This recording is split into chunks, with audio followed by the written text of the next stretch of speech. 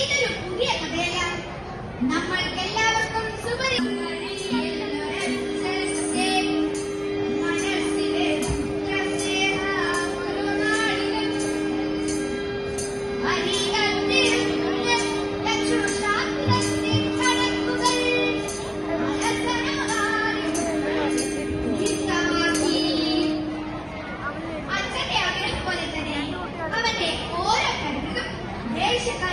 അത്ഭുതങ്ങൾ സൃഷ്ടിച്ചു.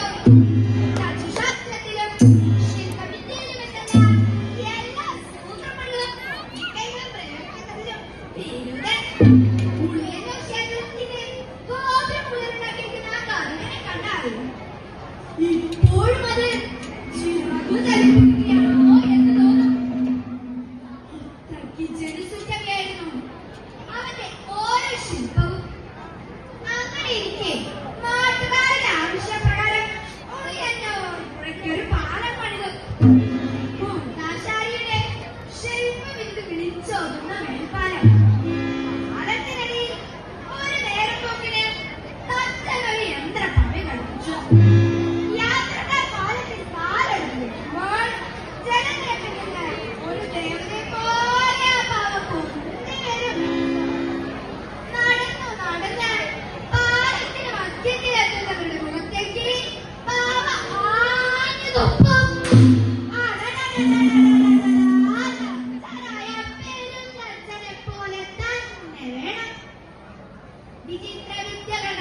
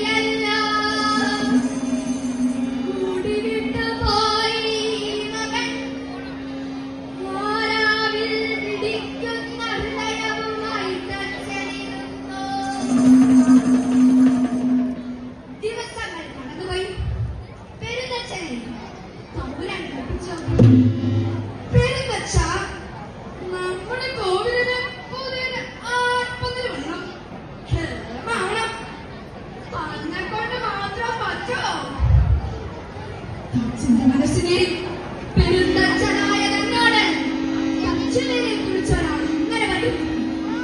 ആദ്യമായിട്ടാണ് ആലോചിക്കാൻ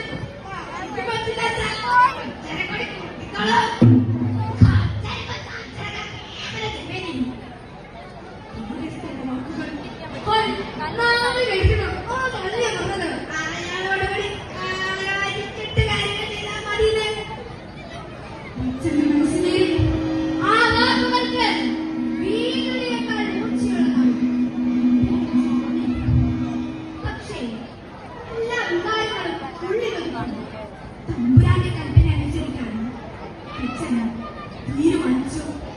മകനെ അറിയിച്ചു. അവനെ തന്നെ എന്റെ കുട്ടി ഇവിടെ തന്നെ മകന് സന്തോഷമായി. ആ പന്തലിന്റെ കണ്ണുകളെല്ലാം ഉത്സാഹപൂർവ്വം നടക്കുകയാണ്. തട്ടും മുട്ടും കൊട്ടും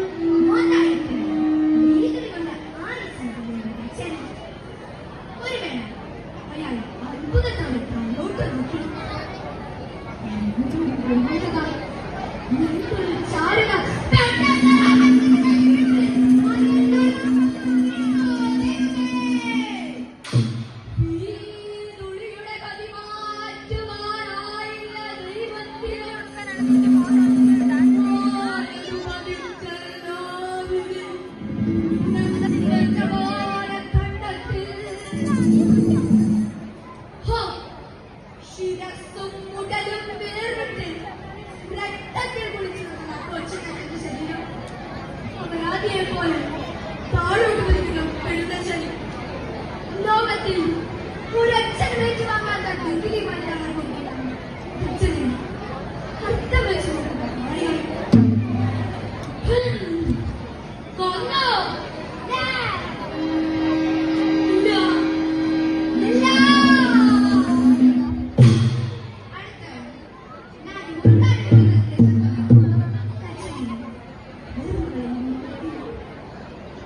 കണ്ണുകൾ നിറഞ്ഞൊഴുകി വിളയാർന്ന ചുണ്ടുകൾ